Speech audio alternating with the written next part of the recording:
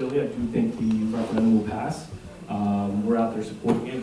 Our signs say vote yes at the top of our signs, the first thing we care about. The only thing we want to see happen in November, other than get elected ourselves, is that the referendum passes. But I do think that is fundamentally good for the thing. So beyond that, I don't need to say much more. Hopefully everybody knows me, and if not, I look forward to meeting you after. Thank you.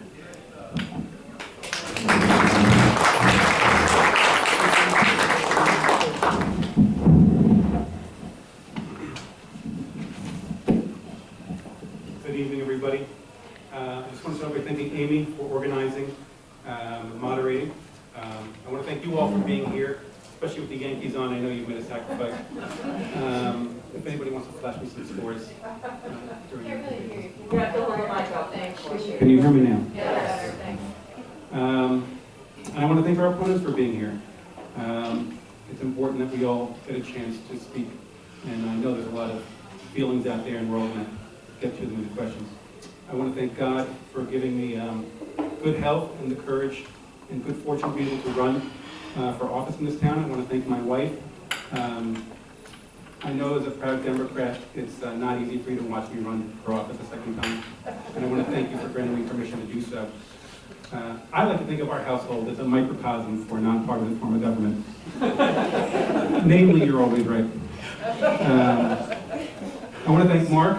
As Mark kind of alluded to be honest, we didn't have a plan to run for office, to put forth candidates this year. But after the primary and after the chaos that ensued, we felt we had a duty to give people an alternative. And maybe being a Republican is a deal breaker for you, maybe it's not, but I felt, and I'm glad Mark is here with me, to give people a smart alternative. A little bit about me. I've been an attorney for 11 years. My last 3 have been spent at a major insurance company. They don't like it when I say my name, but they have a lizard as their mascot. I have real estate and family law experience as well, and I think my experience handling complex insurance and real estate issues will make me ideal for counsel. But mostly I think my experience as an advocate for individuals is a skill set I will bring most to Red Bank Council. You know, I want to bring people's concerns to the council and put them forward. I live on Prospect Avenue with my wife, and we've lived there for 7 years. We have a dog, Eddie. This is the town we've chosen to start our family. I grew up in Lincroft, and Red Bank has always been the cool place that I wanted to come to. My father's worked for 35 years at Riverview. My wife works there now, and I can't think of any place better or anywhere else I'd rather be. And right now, this town faces a lot of challenges. We have the challenges of the suburb, we have the challenges of the city, and right now we face a crisis of leadership. We've had a chance now to reset Red Bank and move it forward with a new form of government. When I'm elected, I look forward, and by the way, question 1 is going to win, and it's the right vote. And when I'm elected, I look forward to being a good steward for the 6 months, helping the government take over and making sure that everything's done the right way. I want to thank you, and I look forward to answering all your questions.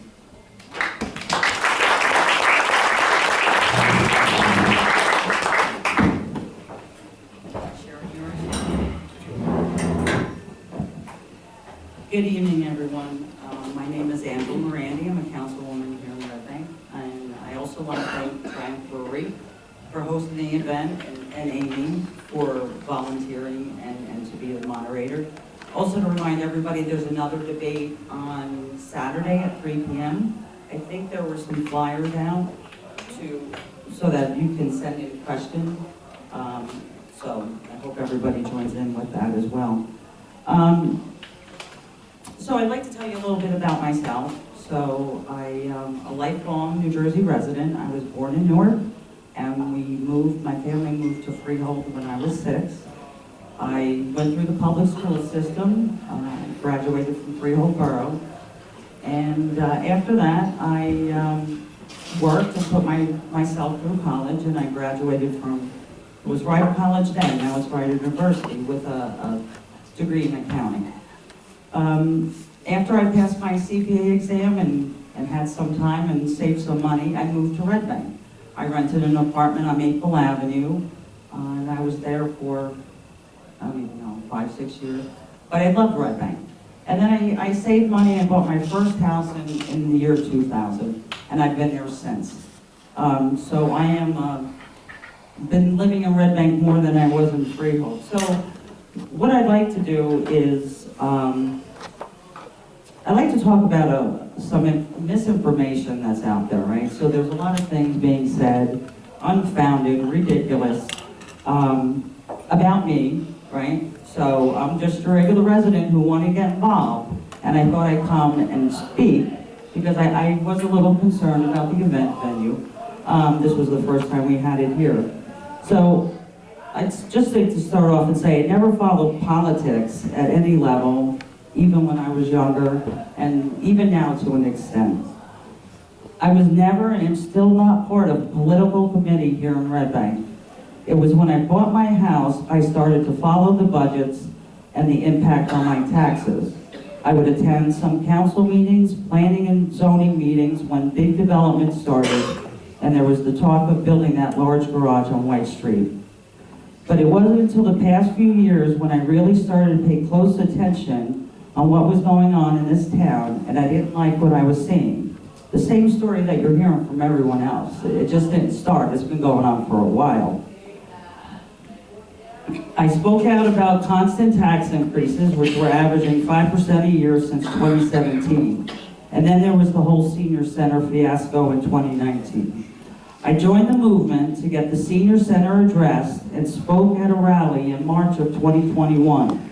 And this was the first time I ever was introduced to Ed Zickrich. So regarding all the misinformation and unsupported allegations out there, I feel it's important for me to point it out. Also, when there was an opening on council, I reached out and I said that I wanted to be considered as a candidate because I thought my 30 years of corporate experience, which includes finance operations, strategic planning, would be an asset to the borough, and I could help bring some business structure and civility to the council. Okay, I can wrap it up real quick. I was a concerned resident, just like your everyday Red Bank resident, who wanted to make positive change. Regardless of the mudslinging tactics and lies that are being spread, my objectives then and now is only to do the right thing for the people of Red Bank, all of Red Bank. Thank you.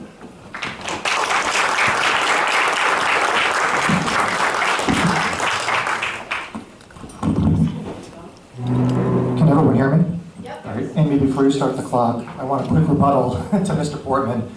Well, you're taking your time. If you decide to make a rebuttal to Portman, it's in your time. Okay, that's what. All right. One of the reasons that I cited when I spoke with Billy on the phone about, at the time, not being able to get behind him as a candidate and sign that petition was that as a mayoral candidate, he had no platform. At the time, he said as much in a Red Bank Green interview, and you heard echoes of that tonight. Since then, he has been elected by the people, and he is running as a Monmouth County Democrat, and as you'll see by the sign in my front lawn, I endorse him as a candidate, and I support him as a candidate, and a Democrat as the mayoral candidate. Good evening, everyone. My name is John Jackson. Thank you to Amy Goldsmith, to the Westside Community Group, and to Triumph for holding this event. Thank you everyone who attended this evening, as well as our supporters. I am a single parent of a 23-year-old beautiful daughter who is just finishing up her college career. I raised her on my own after adopting her when she was 8 years old. Moved to Red Bank 5 years ago. And I'm here tonight to give you as residents another opportunity to see who I am and what I'm about as a candidate, because both issues and character should determine who is worthy to take office, not the issues alone. My run for office is and has always been driven by my desire to be involved in our community. It's not due to political ambitions, nor anyone else's agenda. More specifically, I am running, like Billy, as a Monmouth County Democrat because, quite simply, my personal values completely align with the Democratic Party. I firmly support equal representation and expanding, not limiting, personal freedoms. That's why I'm also a member of the Human Relations Advisory Committee. I believe everyone deserves the best chances of happiness and success, which is how my own daughter came to be a part of my life. And I believe everyone has the absolute right to keep living in a community that they've grown up in and love, and they shouldn't be forced out because too many new buildings, too many new expensive buildings are going up. As a resident, homeowner, and candidate, I offer voters a deep commitment to community balanced by a passion to do what's right. As an individual, this integrity has always fueled me, whether it's supporting good causes, volunteering, or marching to ensure that people's rights are preserved. These have always been my beliefs. I am my own person, and what I think, what I do, and the decisions I make, even if it includes signing a petition, are my own. To these points of integrity and individuality, I'd like to address my opposition, my fellow candidates. And I'd like to address the insults that have come at me and my running mate Angela from them in their mailers that they've sent out to this town. In the piece, they speak of honor and integrity, and then they sling mud on the other side of that same piece. Simultaneously, they promise to end the chaos, while I am challenging them to do just that, here, now, tonight. Let's raise the standard of Red Bank politics, and let's not wait to practice that decorum. Let's start tonight with this debate. I'm hoping they'll agree and not say one thing, yet do another. Thank you.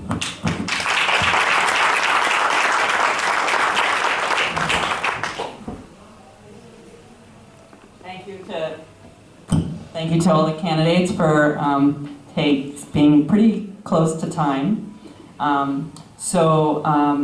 Again, the rules are we're going to go back and forth across the room. We got all the candidates, right? Everybody got to say something. One year I forgot somebody. I think I'm like, remember me? So I just want to make sure I got everybody. So again, we're going to sweep back and forth. We're going to start over here first because we started over here. We're going to be at this for a little while, so if I come and sweep across and you didn't have a question then, but you have one later, I may come back to you if we have time. We're going to have about 45 minutes, so it'll go fast. So I really encourage people to ask succinct questions so we can get answers, and also because there's some opportunity for multiple candidates to answer, it will all take some time. All right. Try and think of different questions. Don't keep asking the same question in a different way, just so we can get to more topics. That makes sense? Again, elected officials cannot ask questions. County members can't, committee members can't ask questions, and party leaders. We good? Okay. So I'm going to start over here. You three are going to use that mic, and then we'll just use this mic between us. Okay? And we're going to start over here, all the way over here. Is there a question? Is there a question over here? Is there a question over here? Just hold on one second. Any questions over here? I'm going to do the middle. I'm going to do the middle, and then I'm going to come to the back, okay? So right here, did you have a question? Yeah? You have a question in the back. Right? No? Okay, hold on to your question, okay? So we got one question here, and I'm going to a third person over here. Okay? So just so you know the order. All right. So we're going to start with you in the middle. Could you please, yes, you, Georgia. Please get up and just say what street you're on. And if you want to direct the question to a particular person, you may. But remember that other candidates might also want to respond. Okay. My name is Georgina Shanley, and I live on Harding Road, Red Bank. And this question is for Jonathan, since I just met him tonight. Governor Murphy has climate goals 2030 to reduce emissions by 50%, and in 2050 to have 100% clean energy.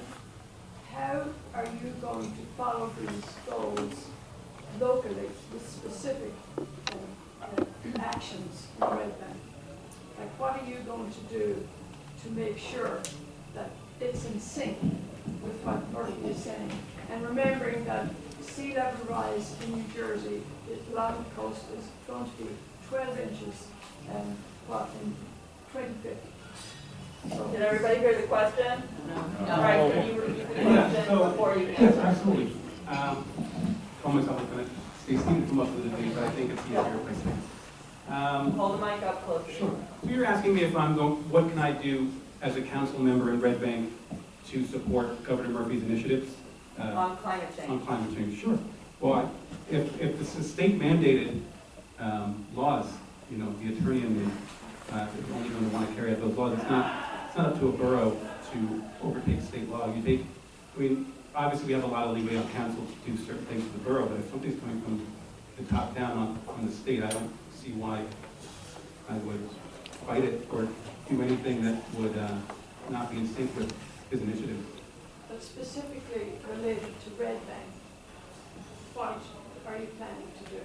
Do you have a specific example of what you would do to make Well, that I'd have to know Governor Murphy's plans better, but I don't know why I would contradict a mandate coming from the state government, and that's not our role. So I would, if it's any state law, I would make sure that the bank was in sync with it. Okay, so does any other candidate want to make a comment? Okay, so pass the mic, and then we'll go to the next question. Okay. No, I think that's a very good and very important question. Just recently, we passed a very comprehensive flood management plan in Red Bank. Years back, I think we've put through an initiative to be 100% clean energy by 2030. The one thing I would say about that is I would like to see how we're doing reaching those goals and hitting those benchmarks to get there. There's a lot of things that we can do here in Red Bank, and I work up in North Jersey, and in Woodbridge, probably going back a decade, they had solar panel streetlights. You know, I mean, I think that was something that they did, and I think everybody knows how big Woodbridge is compared to Red Bank. That was a big undertaking. I think we need to upgrade our electric grid because we want people, and a lot of people are going to electric cars, so we have to be able to have that infrastructure to support it. You know, another thing that I thought, and I asked years back, was when we're replacing our vehicles, why aren't we replacing them with electric? And I think probably the easiest place to start would be parking enforcement. You see it throughout the whole country and across the world that, you know, parking enforcement, they have those electric vehicles, and not only does it save money and it's good for the environment, but they're also smaller, right? Which also helps with your parking issues. So I think there's many things that we can do and have a plan, but we also need to start putting away funding to actually get these things done. You want to say something? Yeah, if you don't mind. So when I was on the council, I was liaison to the Environmental Commission, and I picked up where Kathy Horgan had left off in getting the Sustainable Jersey initiatives move forward. We accomplished bronze in my first year and set us on the path towards silver, which we accomplished, I believe, the next year. So that, you know, those are those small things you do. You look at the lights in Borough Hall, the lights in the DPU, the way you can take small changes. Climate change is a big topic, but you've got to take the small steps first. And we started doing that a number of years ago. I believe an electric car was donated to the borough, or at least there was an overture of a donation. I'm not sure where that ended up. But you know, certainly electric vehicles for our fleets and making those types of improvements, something I've supported in the past and will continue to do so in the future. Thank you. Okay, so we're going to move to the next. You okay? So move on? Okay. So we're going to move to the next question. So you're to the next question, then Steve, and then is there another question on this side of the room? Anybody on this side of the room? Okay. You have one? Okay. So go ahead. So my question, I have to tell you, I was extremely disappointed that a person who's never met me before called me hostile because I put the word taxes in all caps. What's the question? Taxes. For the two of you who've been on council, what did you do to reduce taxes, manage taxes, keep spending in control? And for the two who have not been on council, what are your vision and what are your plans to start to get the taxes in this town under control? And also, just to say, we need better decorum in this town. The call a resident hostile because they put the word taxes in all caps is really disgusting. It's not a question. I'd like to hear It's not a what more. question. Hold on, she did ask a question. Her question was about The question taxes. is about Okay. taxes. So, John, would you like to start this, or who would like to Sure, start? did you address the council, the council members first? So the two who've been on council, what either you've done or going to do, and the ones who haven't been, what are you going Right, to so do? it doesn't matter the Plans? order, it's Okay. just directing the question to each one. Go ahead. So, I'm new to council, I've only been on since the beginning of the year, and I ended up walking into being the chair of the finance committee. So, it was my responsibility to make sure that the budget was put through. So going into that, you know, it took time to get caught up and try and understand everything, all the finances, but the one objective that I had was if we have not, or not delivering anything to the residents, I felt that there was no reason just to increase taxes. Because over the past 6 years or so, the average increase was 5%, and I don't think we showed, or I didn't, as a resident, I didn't feel like I was getting much for it. With that being said, I think there's many measures to become more efficient in our government. We have to look at, and starting it with goals, right? I mean, our departments should have goals and objectives. That's very simple. And these objectives should be around looking at ways to be more efficient, ways to identify more revenue sources, ways of cutting costs. I mean, this is something that I've done in my career, my whole career, and that's what I love to do, is to find ways to be more efficient and save money. And when we do that, we might not necessarily be able to lower taxes if we have these big projects, but that'll come out of a vision plan and a strategic plan. But at least I can sit here and tell you what you're getting for your money. Okay, who'd like to go next?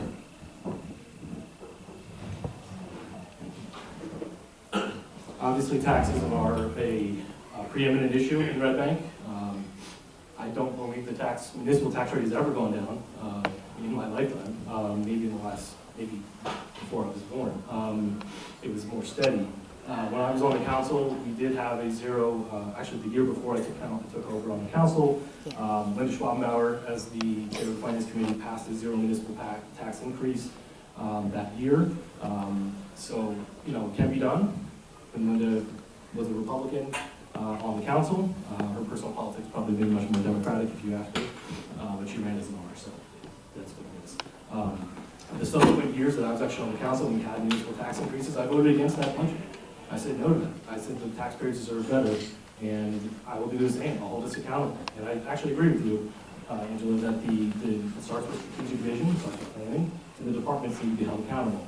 And if we transition to a new form of government, a manager will do just that. They will be the CEO of Red Bank. They will hold the department heads and their budgets accountable so that the council can go, here's where the money went, here's what we're spending, here's what our debt is. And by the way, it is good to have debt. It's actually good. The municipal rates you can borrow very, very effectively as a municipality. So too much debt obviously is bad for anybody, but some debt is good for a municipality. So I will continue to hold us accountable, not only as the council, but as the department heads and the council manager take effect in July. And then we'll finish with John, and we'll go to the next question. One thing I just want to add is, Hold up the mic, please. sorry, one thing I just want to add is there have been a lot of dormant, expensive projects around town, many of which need big money improvements. And as long as they are mired in the waiting period, where nothing gets done and more consultants are brought in and more money is spent on consultants and reviews.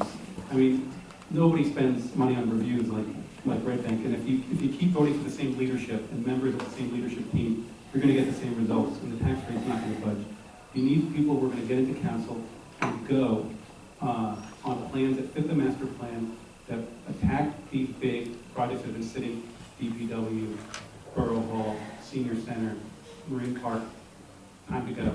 And if we keep paying consultants and you keep paying for reviews, that doesn't do any of us any good. It just, that class of consultant, they're ones who take our money and we don't get the benefit. So that's one of the most important things we can do. Okay, John, and then we'll move to the next question. So probably the only one way I will ever admit to being a conservative is as a fiscal conservative. As I mentioned, I'm a single parent of a college-age daughter, and I'm a homeowner, so believe me, I know how to stretch a buck. So one way that we could look at either lowering taxes or stabilizing taxes is to look at either enforcing or looking at new revenue streams. One of the issues that's come up in council recently is Airbnbs. I don't know if you've heard about it or are familiar with it, but are we collecting fees on those Airbnbs? Such as like a pillow tax as would be collected on a hotel. So as council members, we should be brainstorming and workshopping, looking at new revenue streams to generate revenue for the town to either keep taxes down. As Mark mentioned, our taxes are going to go down, no, but the goal is to stabilize them. The goal is to stabilize them, and as you're, because as you know, one of mine and Angela's core platform issues is fiscal responsibility. Spend wisely, spend what we need to spend, not what we want to spend. Okay, Steve? Good. I hope you can hear me. Yes. Well, I believe that all of you are smart, and I believe that all of you have the best interests of Red Bank at heart. Every one of you. That's true. Thank you. Two of you, however, have said a couple of things. Can you turn the mic off while it's not using? It is off. Oh, it is? It's yours. Hey, no, this one's off too. It must be, speakers. I come here tonight. Make sure you ask a question, okay? Get focused. I'm going to Okay. ask my question. I come here tonight to figure out who to vote for, and in order to do that, I need to know something about U.S. people and how they think. And so I want to ask two candidates from the Democratic Party. This forum was deemed by you to be inappropriate, and there was a suggestion, at least, that the moderator would be less than honest and less than forthright. Neutral. I haven't finished my question. I'm Less just than being a neutral. moderator here. So I want to know from the two of you, what changed your mind, and when did your mind change?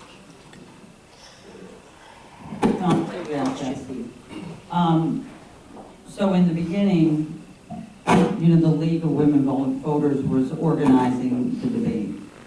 And then Amy had contacted us later. And honestly, I don't think we've ever had a debate in a bar, and I still don't believe it's really the appropriate setting. I'm sorry? Why are you here? Okay, I was Go gonna. ahead, let her answer the question. So I'm explaining why I didn't think it was appropriate. Plus, we had the other event set up already. So then, what happened was, I started seeing some of this information that our opponents were putting out, and blatant lies, and just unsubstantiated garbage.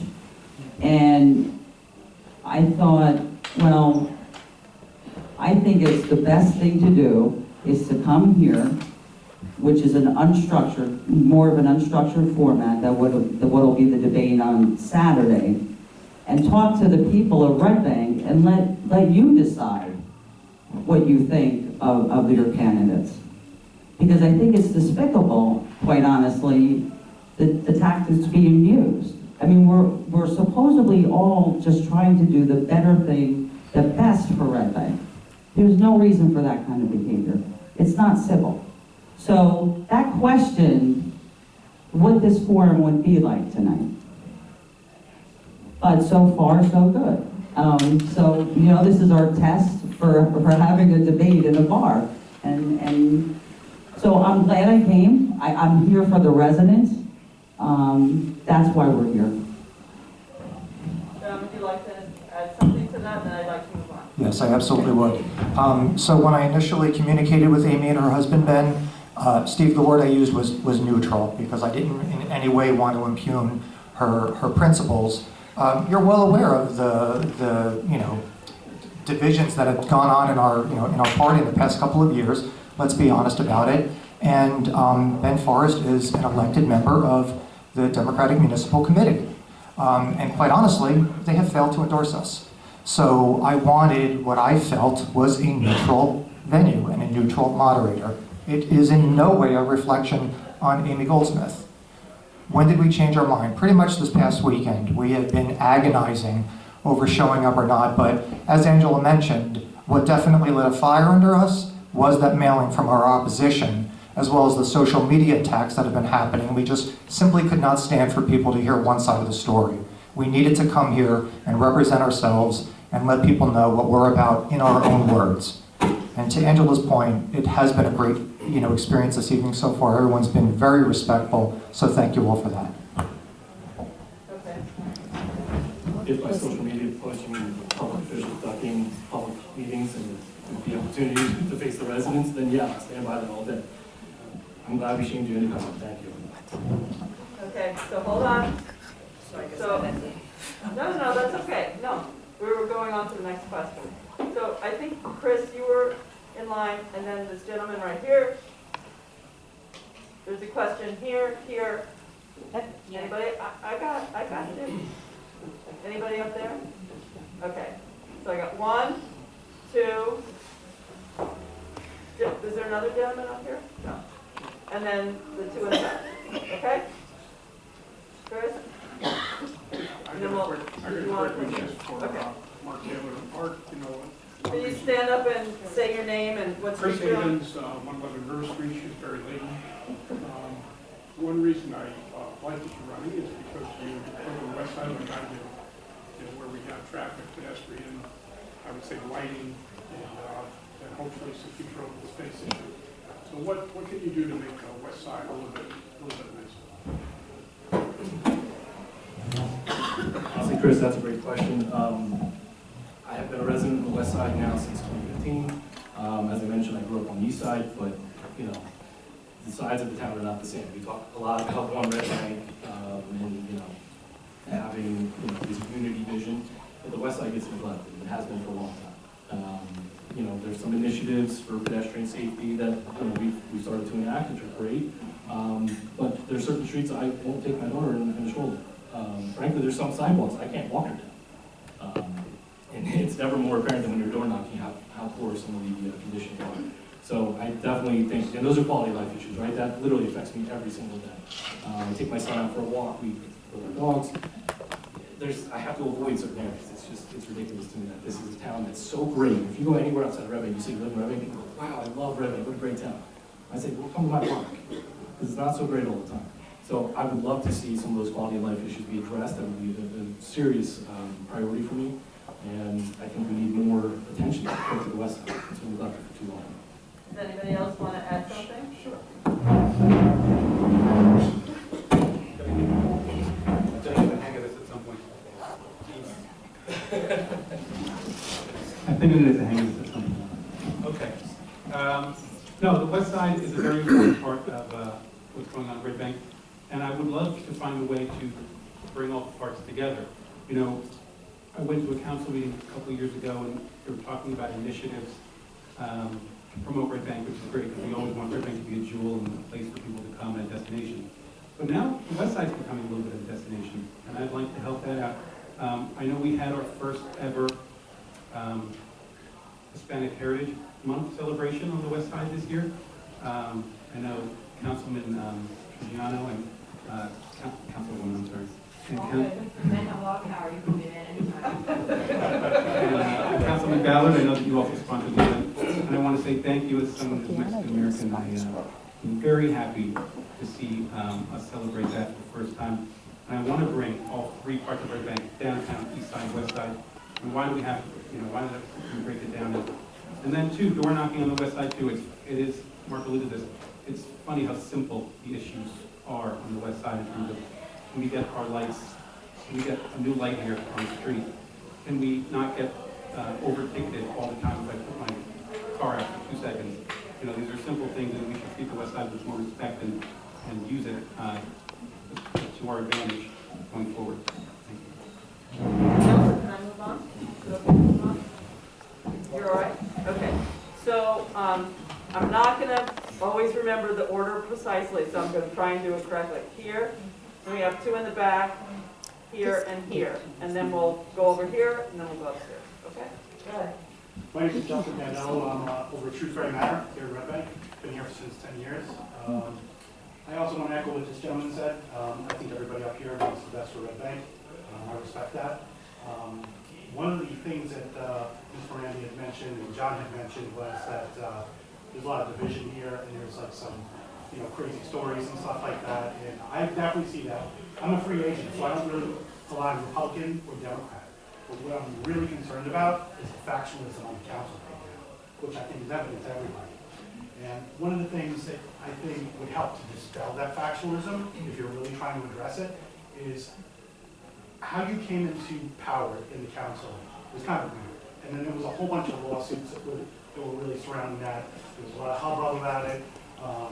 Obviously, the Monmouth Democratic chair had basically, I don't want to say dissed, but basically sent rebuke letters to Zipprich. But it seems like you guys keep aligning with Zipprich every single time, just like from an obstruction point of view.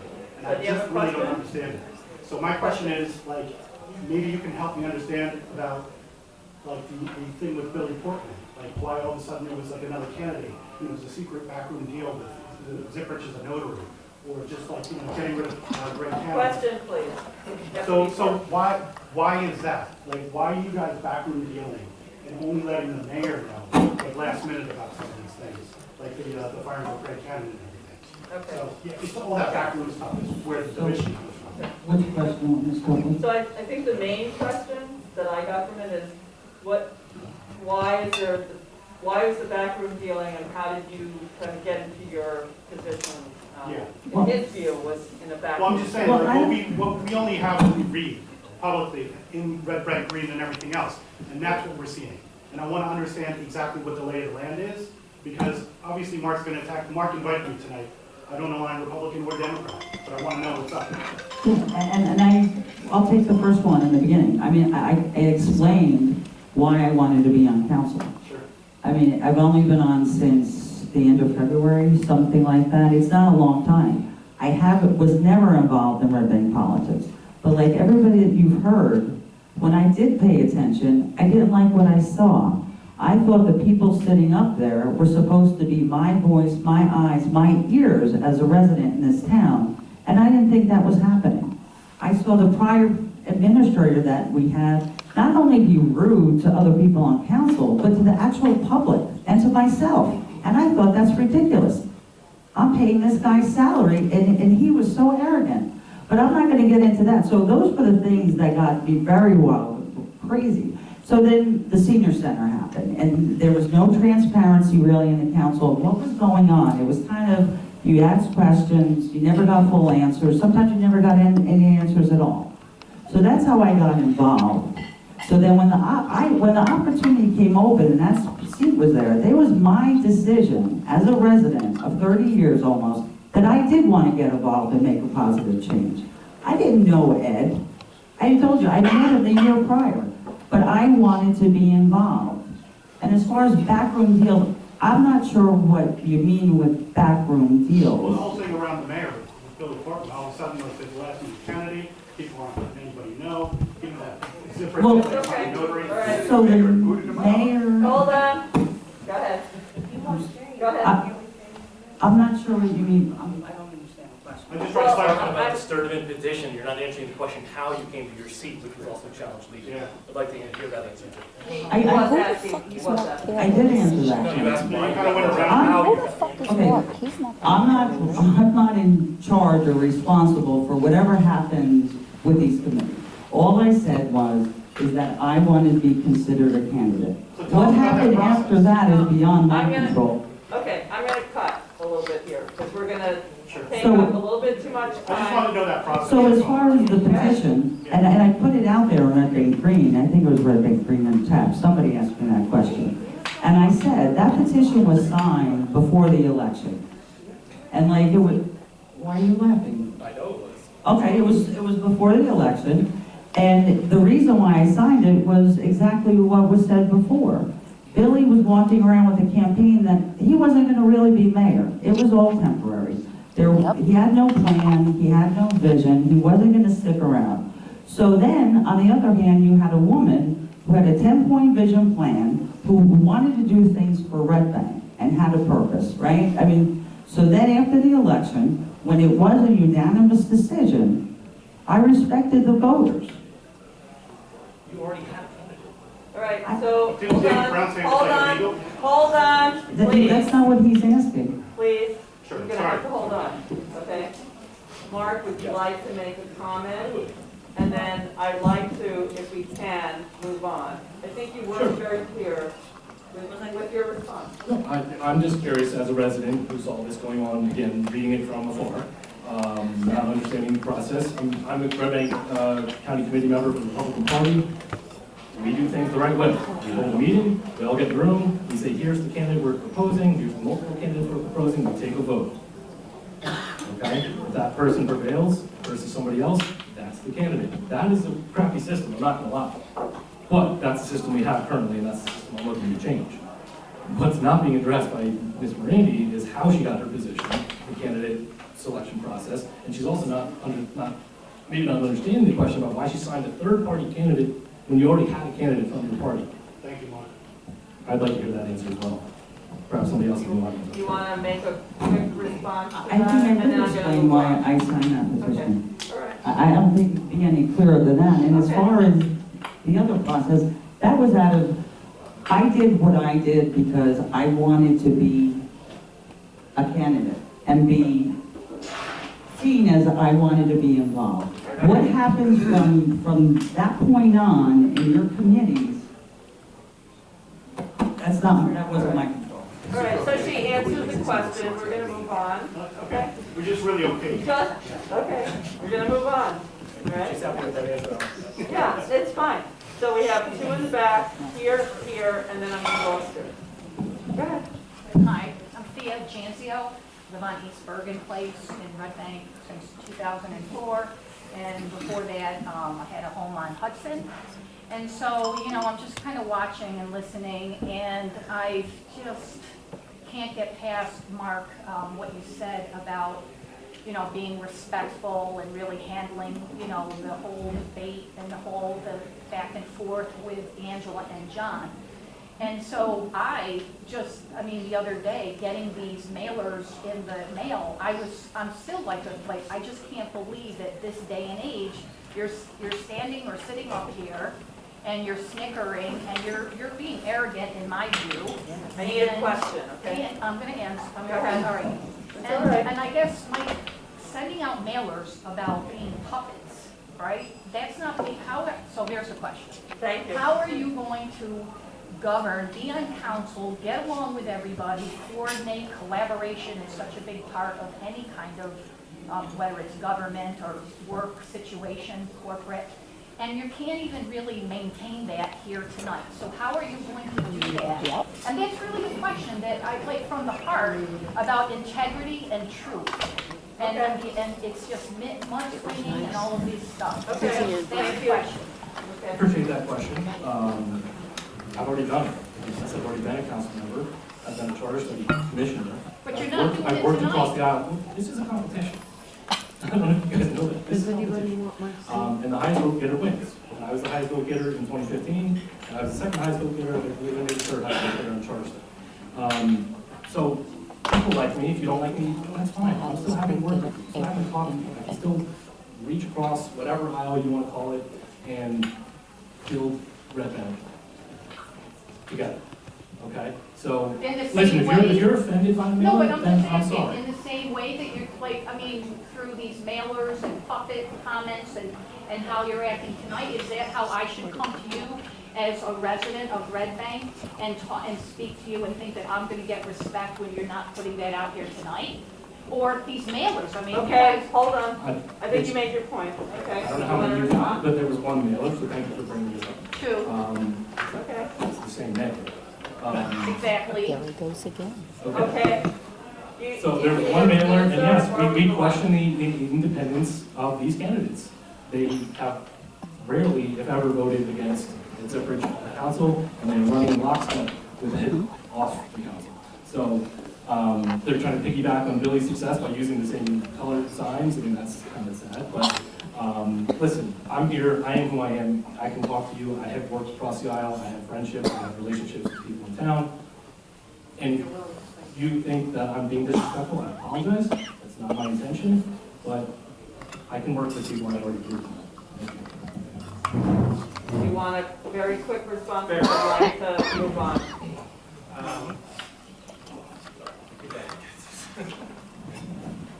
Marine Day.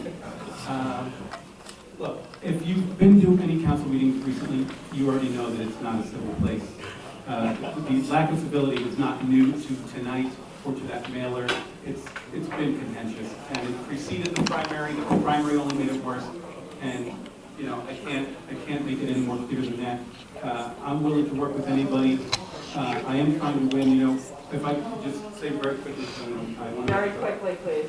You know, it's a great scene in It's a Wonderful Life where Jimmy Stewart is telling off Mr. Potter, and he's saying, you know, we need the building alone, it's just so there's some other place that we can go and crawl in Mr. Potter. Well, in this town, we go crawl in Mr. Zipridge, and it's about time that we change that. And I don't know how someone like Ms. Brand, and it's not a personal attack, I actually think you're doing a great job tonight. But I don't know how you can say that you want to change the town, and then you go to Ed Zipridge saying, I want to be one of your candidates. I mean, that's not how, you know how you make changes. You go to the party boss, who's been around for years and years and been ineffectual. Luckily, we have, or whatever, luckily or unluckily, in your point of view, we have new party leadership on that side. But that's just my issue. Thank you. Did you want to say something, or do you want to move on? Okay, so I'm coming here, here, and here. Go ahead. Cindy Burnham. Mr. Taylor, when you ran last time, you said to everybody, including myself, that you were going to spend less, borrow less, and develop less, and then you started spending, and the parking garage. You were pushing for the parking garage. So my question to you tonight is, are you for a parking garage? We could have just had this conversation on Facebook. Actually, we already did. But thank you for coming. I appreciate your comments. I don't know the current climate in Red Bank as far as what the demand for parking is. I know we did a White streetscape and we got a whopping 10 spaces for $1 million. I'm not sure that was a good investment from an inventory standpoint. White Street looks fantastic, and I'm sure the business owners that have businesses on the street are appreciative of it. However, again, the garage was a public-private endeavor. It was tax-free. It was not going to cost the taxpayers any money. I still have the plans in my basement because they were that good. And if that issue ever comes forward again, I'll be happy to reconsider it at that point. I don't know what the current climate is as far as how the businesses are affected, what the parking considerations are. It's in a post-COVID world. You know, we have a lot of concerns about we're all going to be driving electric cars in 5 years, in 10 years. We're not all driving electric cars. So I can't answer your question directly as far as a yes garage, no garage. It's simply a matter of what makes sense for Red Bank in the moment. I'm looking forward. Okay. It's called strategic vision. Okay. So I'm gonna. No, you can't. No.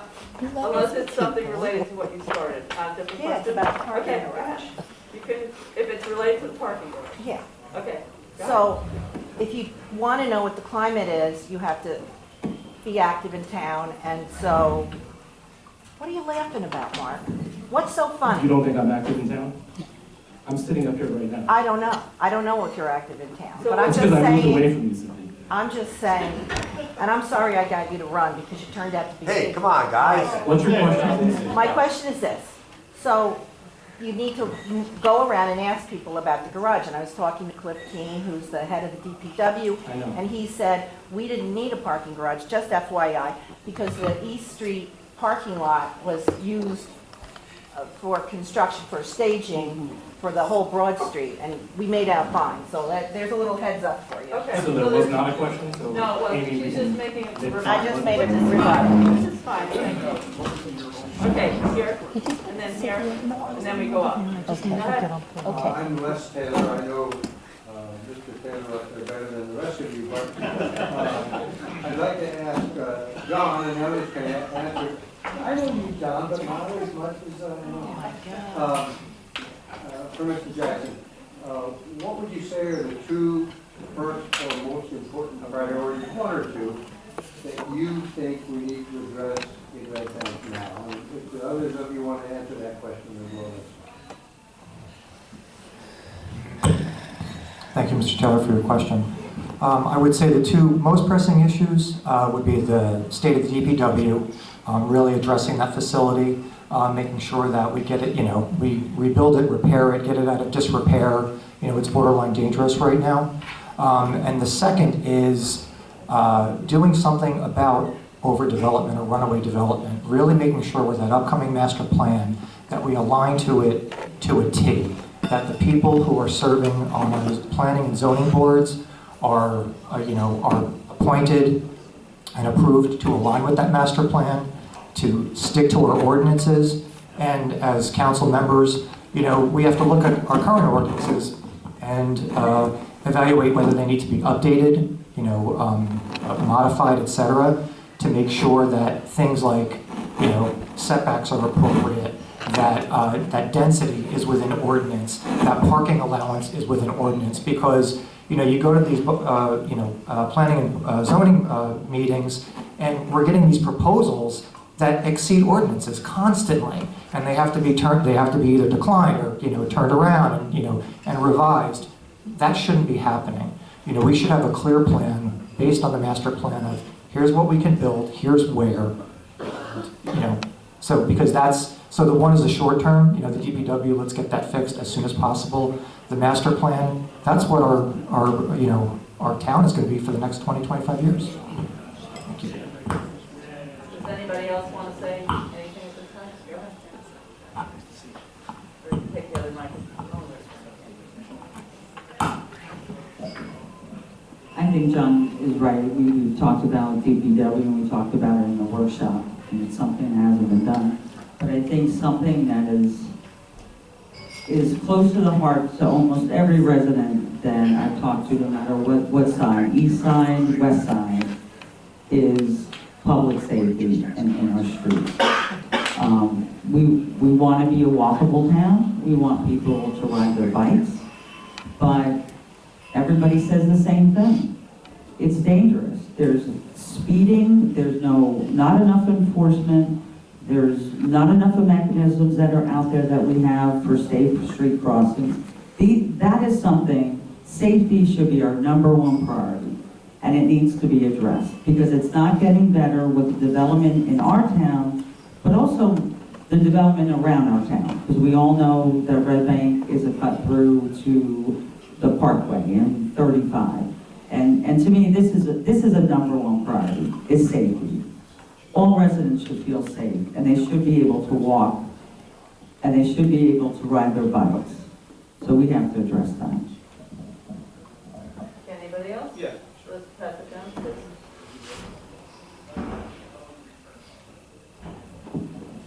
Yeah, for me, the number top two issues are obviously. Hold the mic up. In the next 5 minutes, I'm going to learn how to use this. It's like an ice cream cone. Just put it right The number one priority for me is, again, I'm very optimistic about the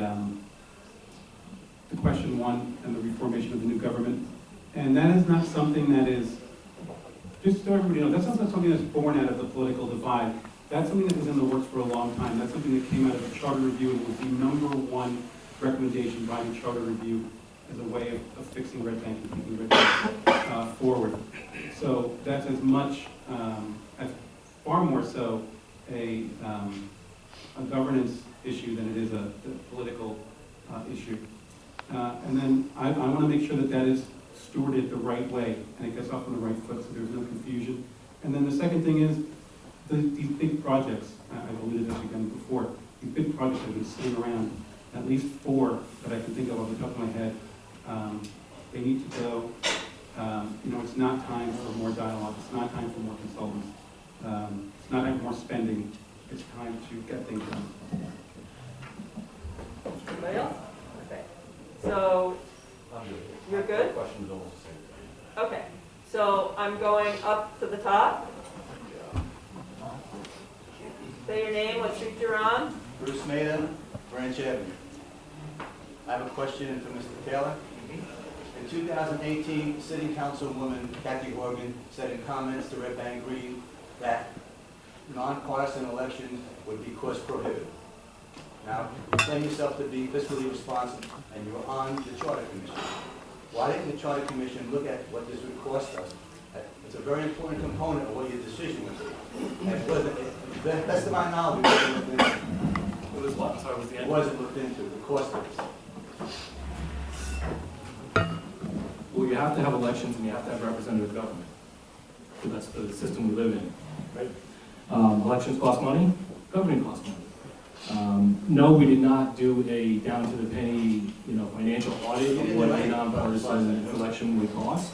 However, this is a future-looking seismic shift for Red Bank. The opportunity to change the form of government, to have a council manager form that will usher in new nonpartisan elections and less frequent elections, saving us money, is something that is, you can't just look at it in a minuscule, focused, head of a pin type of viewpoint.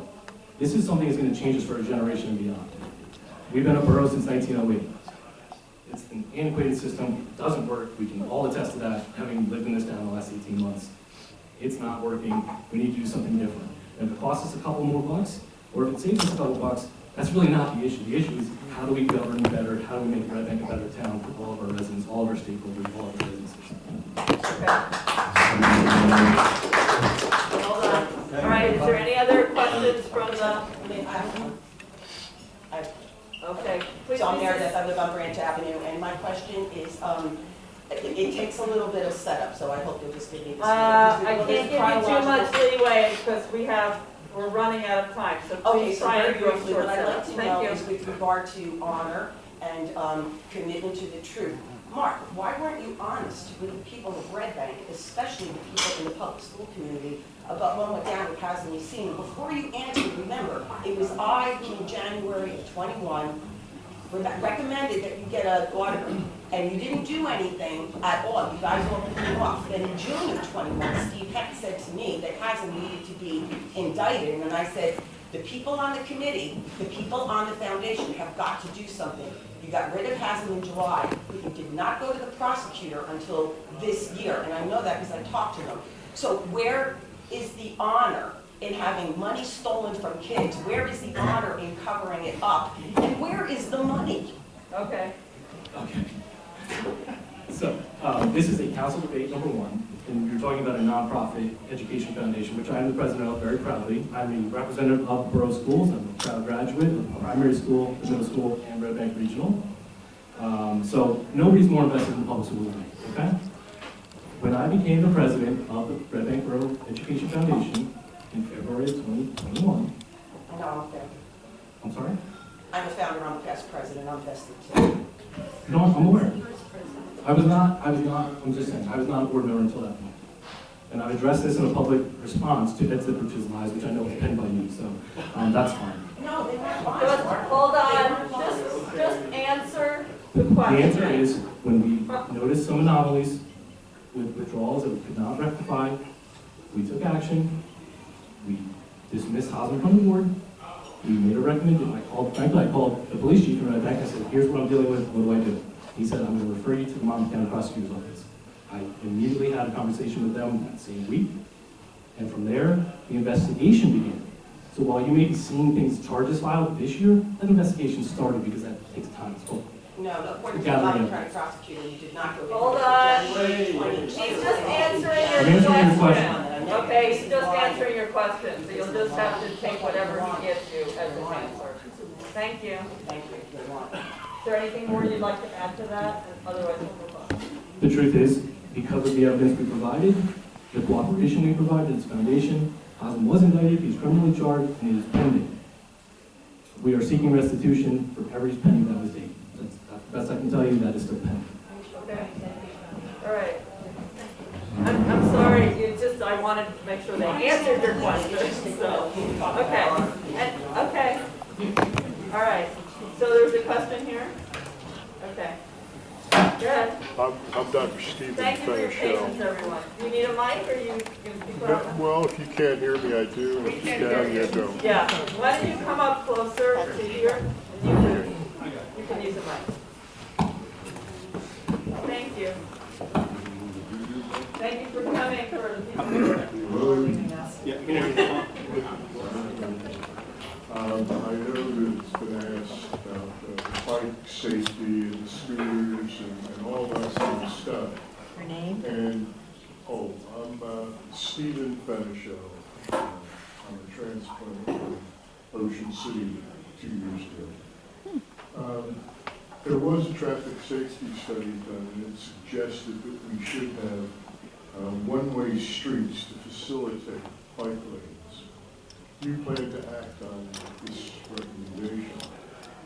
And what we need, my big problem is bike lanes. It's one thing to have a nice bike lane, but if you have cars parked in them, it makes it very, very dangerous. It's not realistic. And I ride my bike from where we live to the YMCA each day, and I have to say a little prayer each time I go out because it's scary.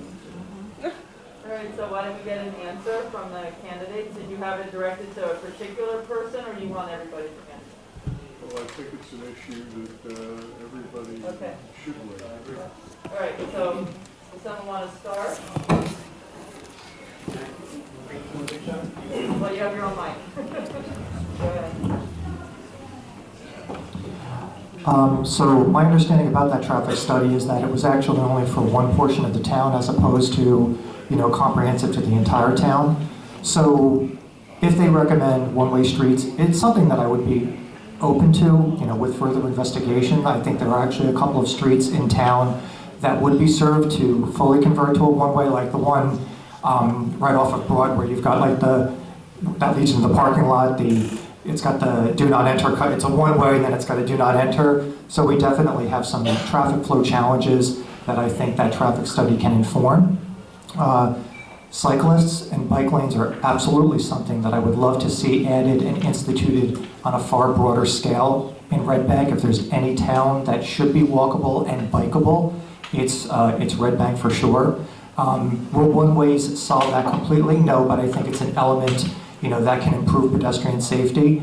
And then just to kind of build on that, to get, in addition to the cycling, the council was recently talking about and is considering the four-way stop signs. That's something that once it's instituted, we need to track that and say, okay, is this an effective measure to increase safety, to slow down drivers? Because the fact is, we can't count on drivers themselves to slow down. We need enforcement.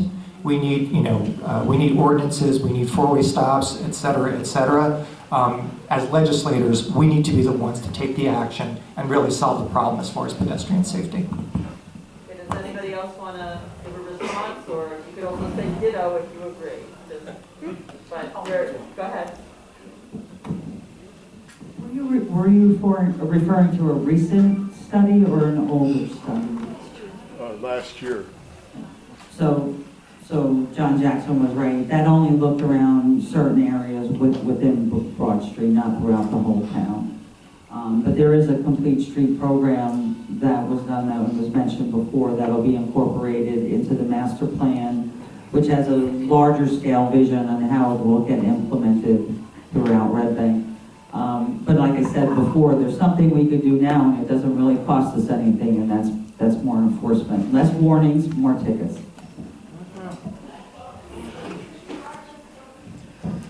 Yeah, no, this is a great question. I lived on Bridge Avenue for 6 years. It's one of the few streets that has dedicated bike lanes that are not in the parking space. Simply by the virtue of that street is wide enough.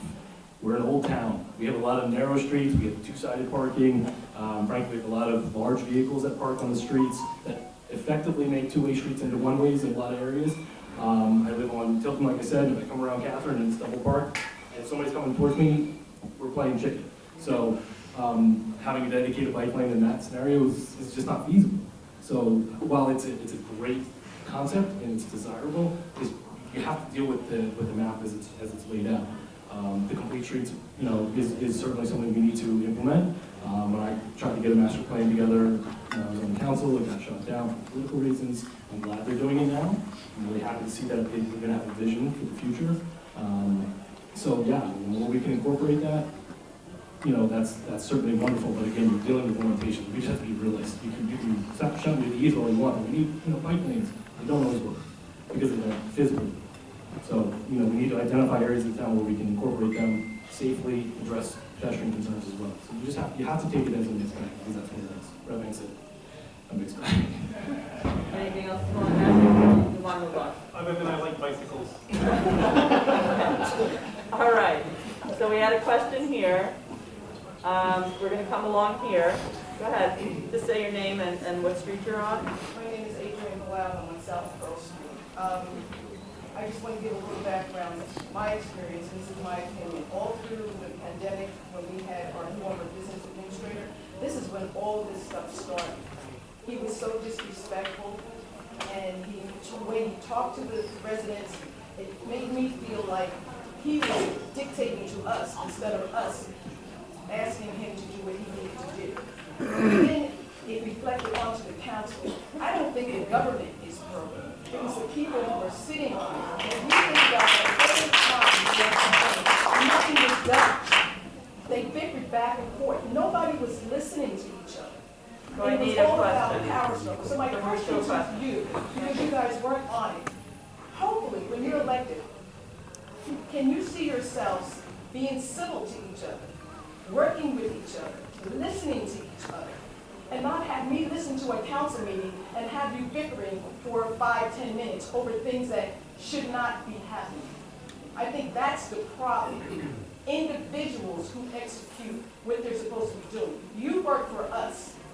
You have to listen to us and work with us and work together and bring this whole town together. So what are you going to do to bring something that's positive and effective to our council meeting right now? Thank you for your question. So, okay. You want to go first? Sure. Thank you. And then Adrian, thank you very much, and thank you for challenging us and demanding as a citizen what we should be providing you as sitting council members or as future council members. I've been a 25-year professional in the pharmaceutical advertising industry.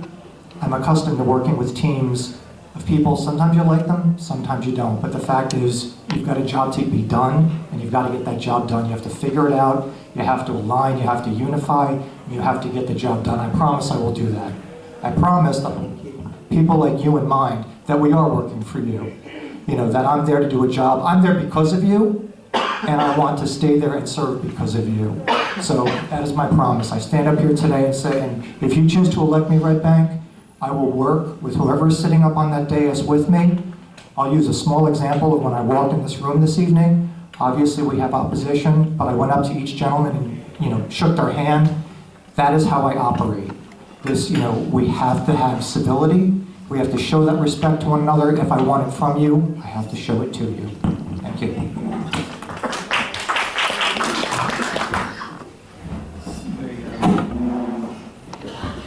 They say politics starts at home, so obviously my wife and I have just drag out political fights all the time.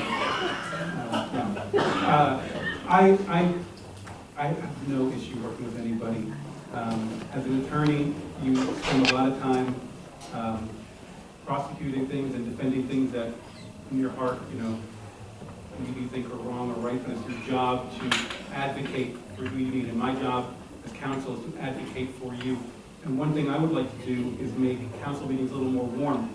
A friend of mine told me that sometimes not that this may be a civil thing, but in California, sometimes hundreds of people show up at council meetings. We have council meetings and like 7 people show up. I'd like to make that a much more welcoming space. I'd like to have coffee and donuts and interpreters available, like we have in depositions with foreign language translators. You know, I want to bring as many people into the debate as possible. The more that things happen in the open, the better the results are going to be. It's one of the reasons why question 1 is so important. Bring more people in rather than backroom decisions. But I can work with anybody. I do it every day. And I look forward to it. And I look forward to advocating for you and for anybody else's concerns on the council. You can applaud. In lieu of a quick ditto, again, I've done it before. Adrian, I worked with you on the Parks and Rec Committee previously as resident and again as a liaison, as a council member.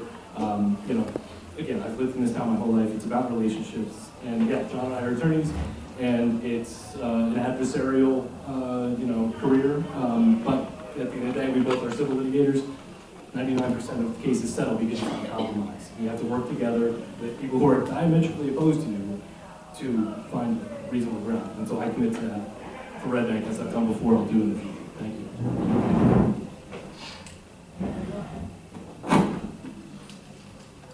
Thank you. And I think I said in my opening, that was the whole reason why I started looking and getting involved in paying attention to what was going on in town, because it was appalling to me. It really was. And I was on the other end of his rudeness. So I thought it was also concerning to me that this was happening in the governing body. Nothing was said to him. Council people just sat there and just let him talk to residents, being so rude and disrespectful. But again, I've only been on council for a short time, and I'm not part of that circus. That's not why I'm there.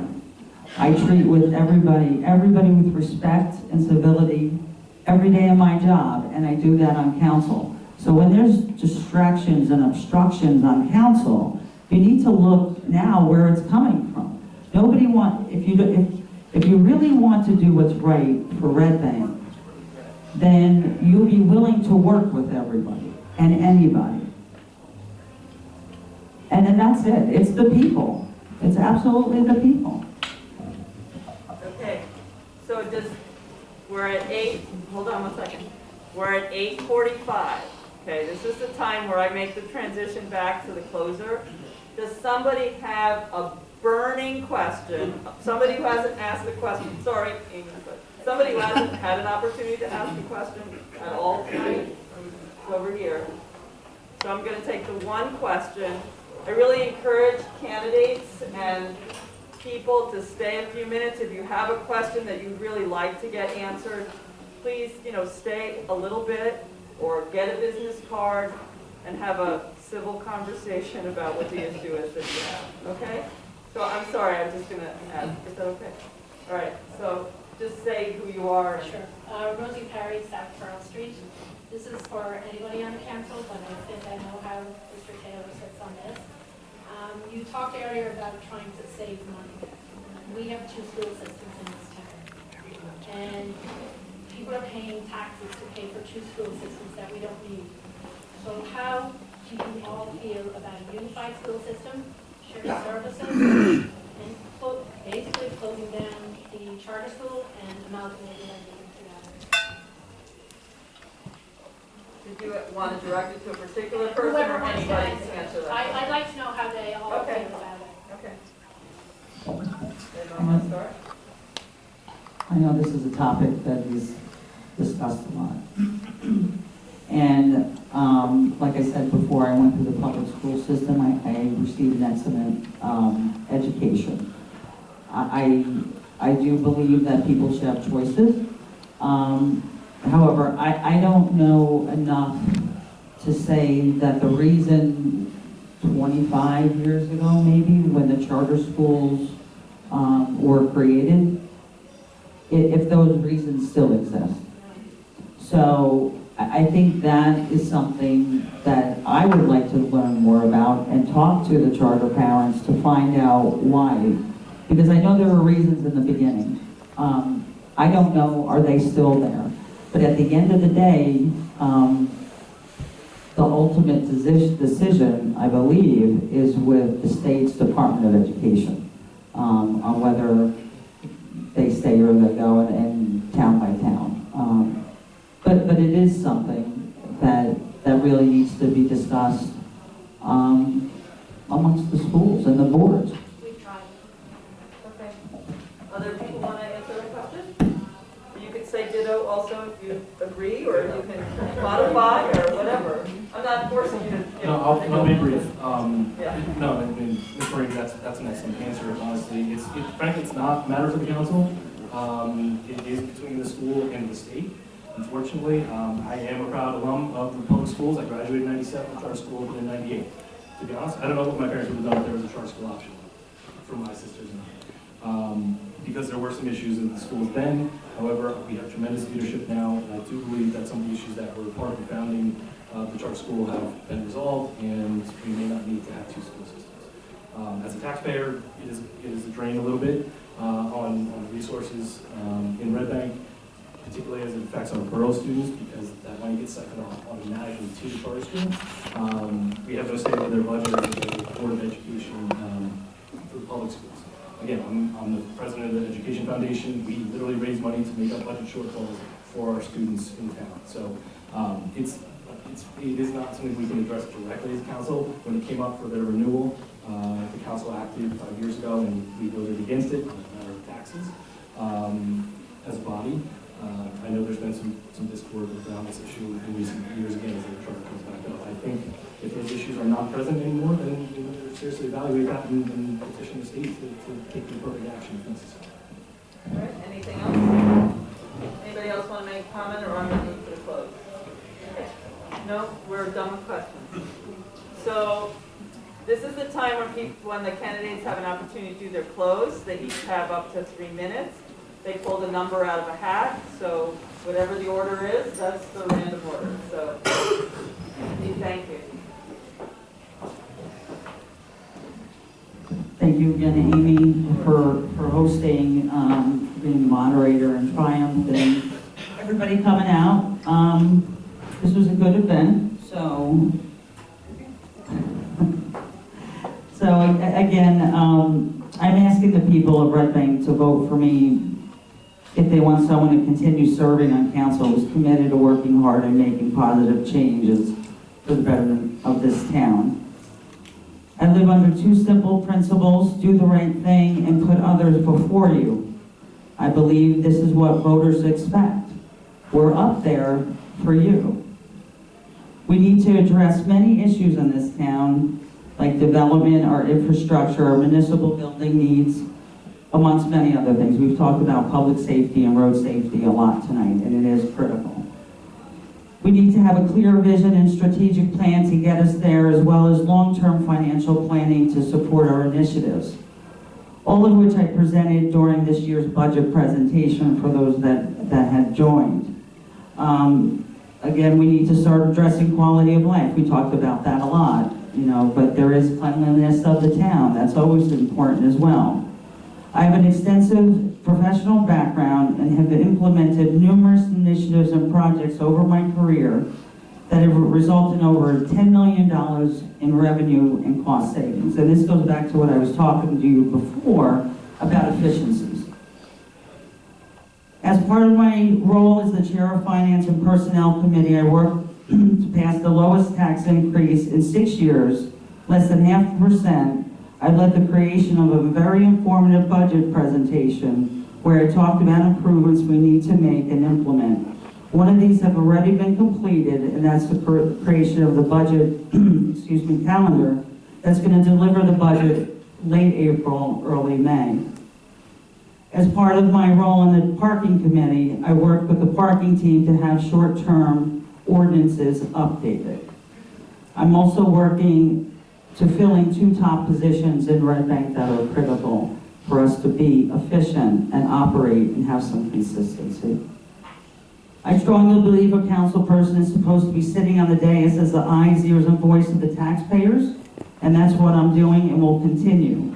Decisions should be made for the right reasons and for all the people and for all the people's input. John and I are running with a vision and a plan to move Red Bank forward, and I want to continue to represent you, and I hope you vote for me on November 8th. Thank you.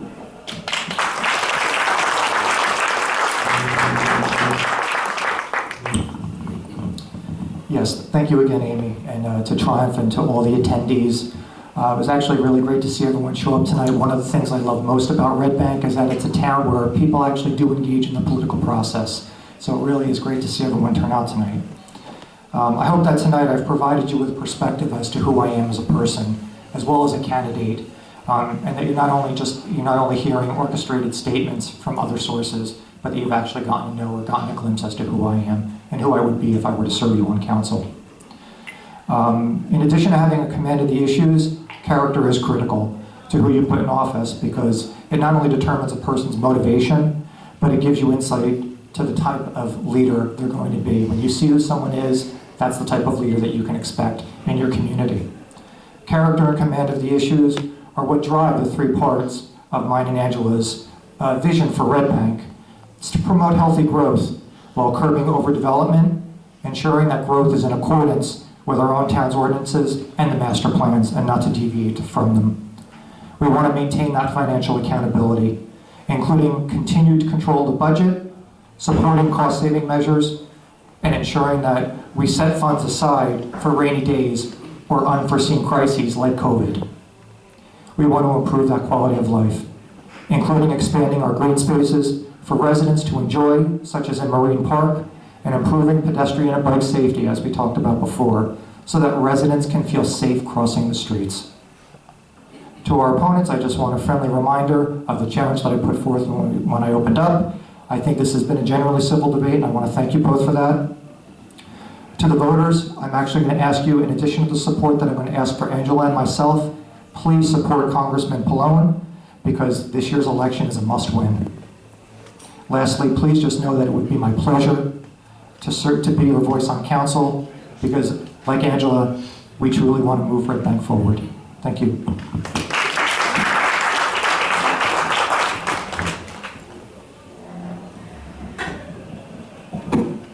They say the best indicator of future performance is past behavior. Well, I've already served this town. I continue to serve this town.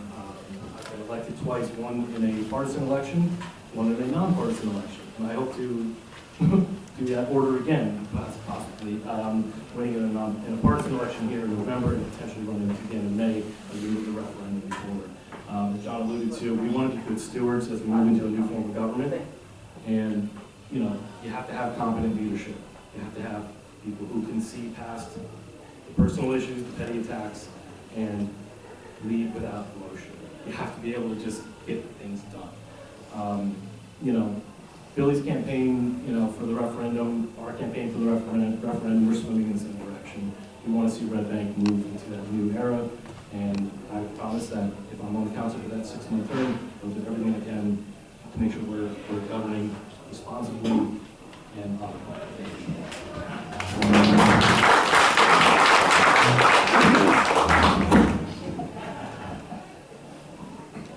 I never forget the last word. This is great. I just want to thank all of you again for coming. Hopefully the Yankees are winning, and we can go about our nights. But I do want to thank, first of all, our opponents, Councilwoman John. I want to thank you for being here. It's very important that we see everyone in person. Look forward to discussing more on Saturday, because this is a historic, everybody says it's a historic election. This is a historic election. We question one on the ballot, and we can change our form of government from bottom to top, top to bottom. And I think that's the most important thing that we need to consider going forward, that we just have an old-fashioned form of government. If you switch it up, you can get more voices involved, more diverse voices involved, and that's something that I've always been a fan of. I don't have anything particularly clever to close out with other than say thank you again, and again, I look forward to being back on Saturday.